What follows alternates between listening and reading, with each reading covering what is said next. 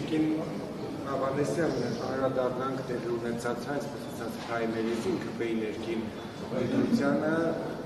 ձեզ զարմացրեց ձեր հավաքածայինները վարկանիշով առաջատարներից եկան, որով ԿՊ կանոնացից ամենաառաջինն էին, նաև ներքի շրջանակներում ասում են ինչպես է դա ստացվել, հեղափոխության նախնի մասնակցություն չի ունեցել, բայց նրանք ովքեր 2018-ից այդ իրադարձությունների մեջ են եղել, ավելի քիչ ստացել ինչով է պայմանավորվում։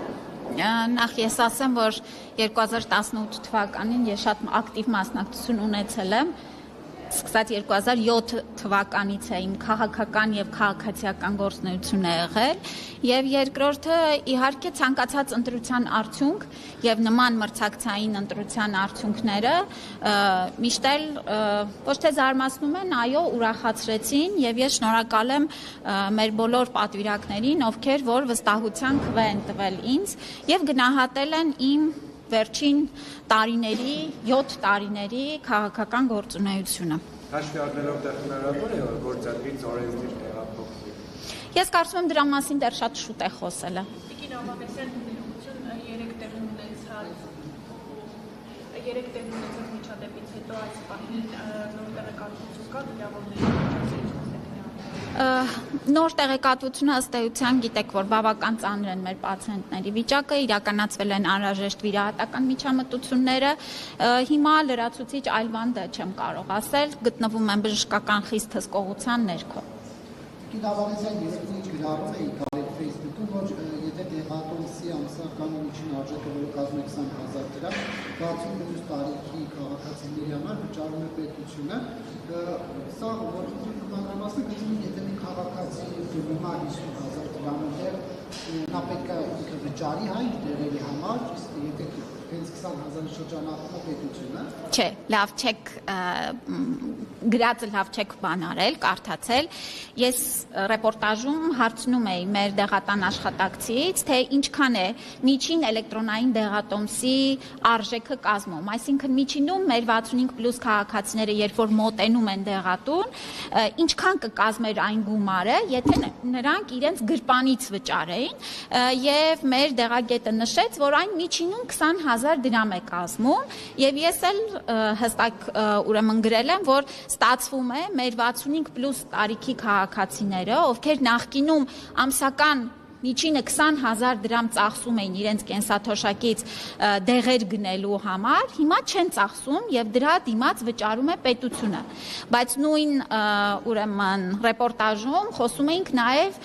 մի պացիենտի մասին, ով որ օրինակ մինչեւ 100,000 դրամի դեղորայք է ստացել ապահովագրության շրջանակներում։ Այստեղ գումարի սահմանափակման մասին չէր խոսքը գնում։ Ճիշտ եմ հասկանում, 65 տարիքի քաղաքացիները էլեկտրոնային եթե ունեն դեղատոմս գրած անվճար դրանք այդ պատվերի շրջանակներում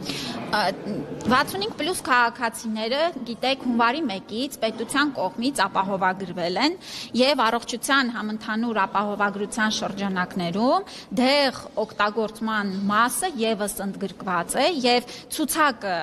հրապարակված է դեղերի հասանելի, կան դեղեր, որոնք ամբողջությամբ են փոխհատուցվում, կան դեղեր, որոնց համար կան համավճարներ եւ ըստ էության, այո, մեր 65+ տարիքի անձինք հունվարի 1-ից ապահովագրության շրջանակներում շատ մեծ ֆինանսական խնայողություններ են իրականացում։ Սա